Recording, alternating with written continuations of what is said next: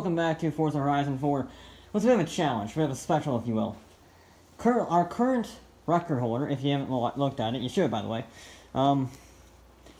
around our custom Falcon Speedway for our build series, is the Nissan GTR R32 doing a 57.3 around our modified oval circuit.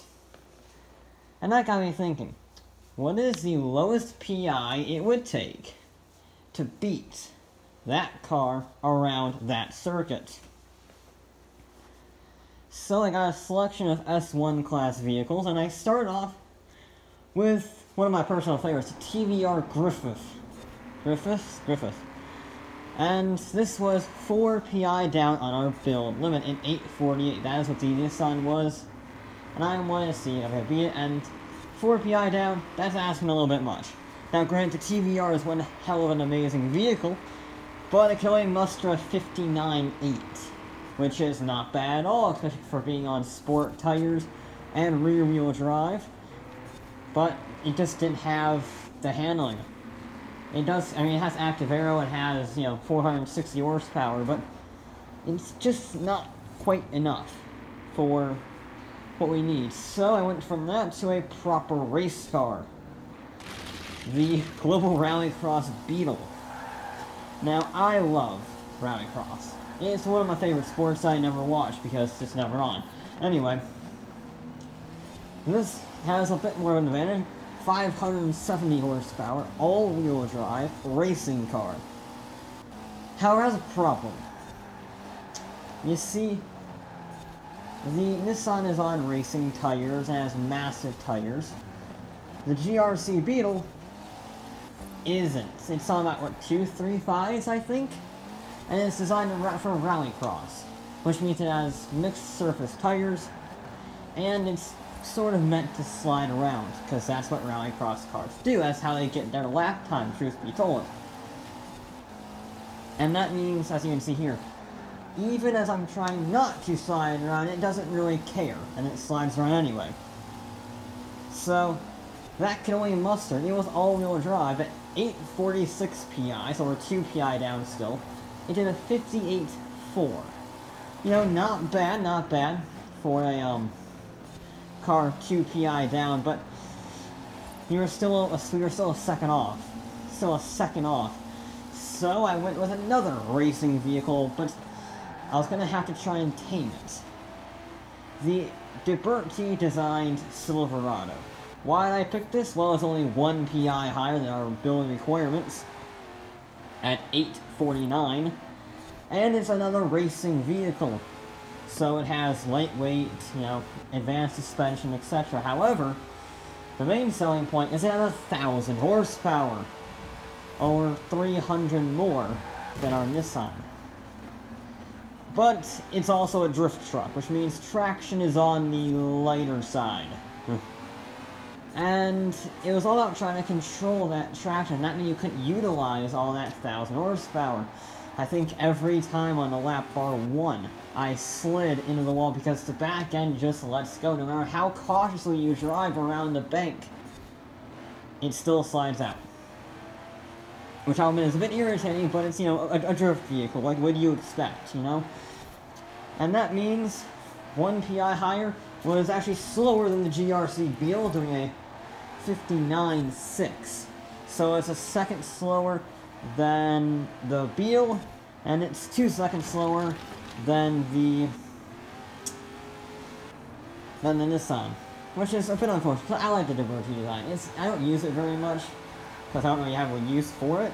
Don't race them very much, but I love it. It's just mad because he said, "Hey, you know what? What if we take a pickup truck that people like, but no one races them, and make it into a drift vehicle?" And I love that. Problem is, it's not very fast around a track, as that shows. But we're going in the wrong direction right now, but hopefully we make progress. So I went another 1 PI further with the Acura NSX. This is 850 PI, and this has very similar characteristics to the Nissan. Has relatively decent sized tires. It has over 500 horsepower, and it crucially has all-wheel drive. However, I think the guys at Nissan don't know how differentials work, because it's arguably more drifty than the drift truck. Something with the differential power split or the diff lock, something, causes it to slide around like a madman when you don't expect it. Meaning, despite being 2 PI higher than our class limit, it did a 58.7. So we're still slower than the Beetle, and we're still a second and a half slower than the R32. And that's, we're still going in the wrong direction here. We're making progress from the Liberty, but we're still backwards overall. And I think I know why. You see, most of these vehicles have sport tires. There are very few exceptions. However, they're almost all on sport tires, which is great if you want to drive on the road. But when you're in a circuit race with perfectly smooth tarmac, you want as much grip as possible, and sport tires can't cut it. And that goes the same for the next vehicle, the Audi R8, another all-wheel drive 500 plus horsepower supercar that's on sport tires. This is 856 PI, so we're almost 10 PI higher than our limit. And this did improve on the NSX, we made 58.3, but it's just not, they don't have the grip. These cars, the previous ones I've shown, for one reason or another, they don't have any grip. Whether it be their differentials, or their tires, or the fact that they're a drift truck, or a rallycross car, they just don't have the grip. And I needed a vehicle that was universally renowned, even by the snobby Europeans, for having an immense amount of grip. So I turned to America, specifically Dodge, and the 2008 Viper ACR. This is a massive jump in PI, up to 866 now, almost 20 PI higher than our base. And this is rear-wheel drive, but it has massive tires, and more importantly, massive racing slick tires. Well, road legal racing slick. The ACR tires in this game are counted as racing tires, which means they have an enormous amount of grip, and there's other advantages too. The gear ratios are very long, so wheel spin is minimal. And, while it doesn't have much acceleration, those massive wings and canards give you a ton of downforce, well, specifically half a ton, but whatever. And that means the Viper did a 57.7. We're within half a second now.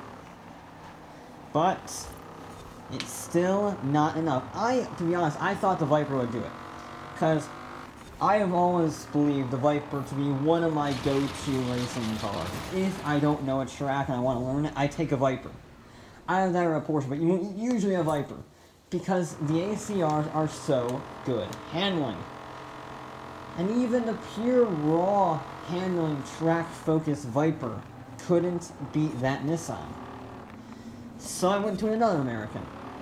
But this one was mid-engine. This is actually only our third mid-engine vehicle we've ever had on this run. And it's a prototype Celine S5S Raptor. This is 873, so we're now getting almost 25 PI higher.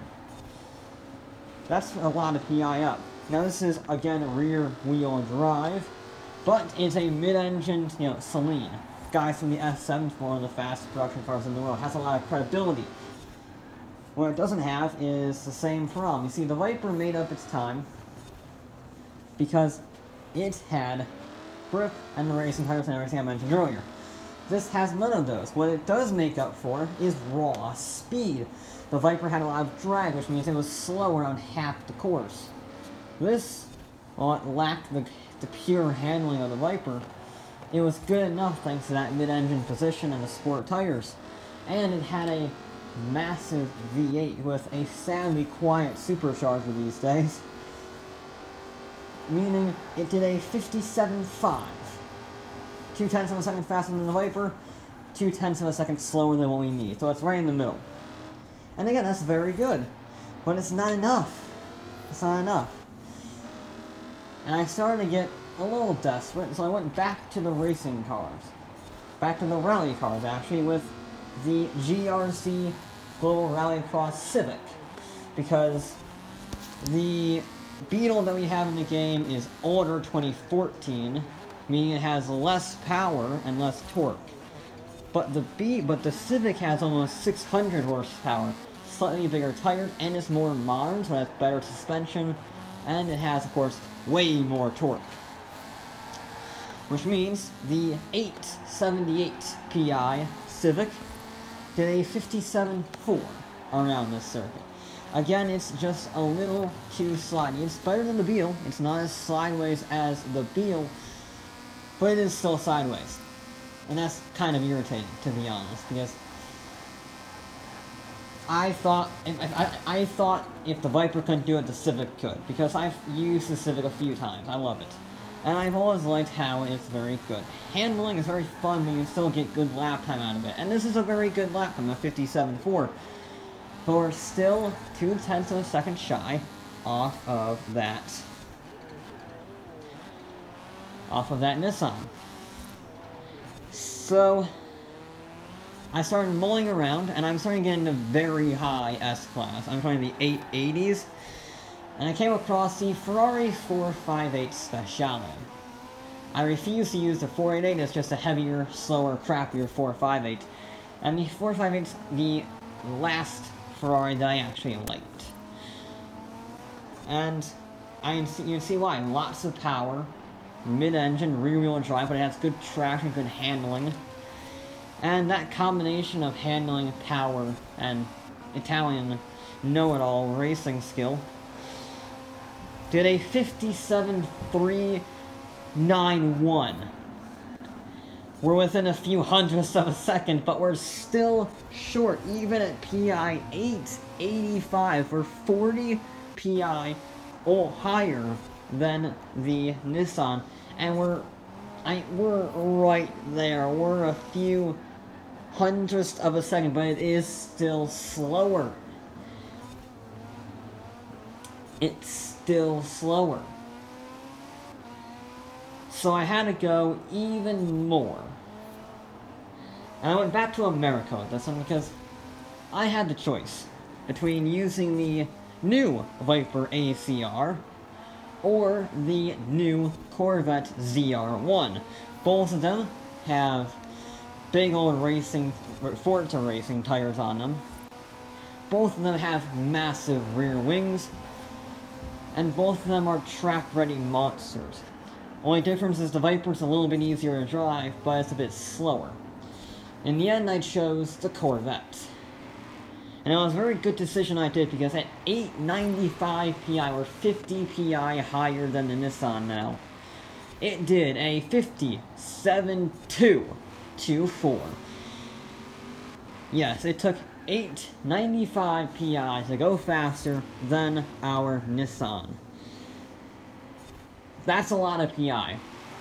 And I mean, you can see why. It's got the handling from the wing and the, massive tires and the advanced suspension. It's the fastest Corvette ever so far. And of course it has 755 horsepower, which means, unlike the old Viper ACR that I used earlier, it doesn't lack in the straights. Now it is rear-wheel drive, but a little bit of throttle management on my part means you can get going pretty sharpish. All in all, if you want to go faster than a modified car around a Falcon Speedway, you need a good old-fashioned Corvette.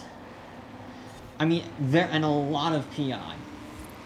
I was sneakily hoping I'd get like mid S class would be good, mid S1.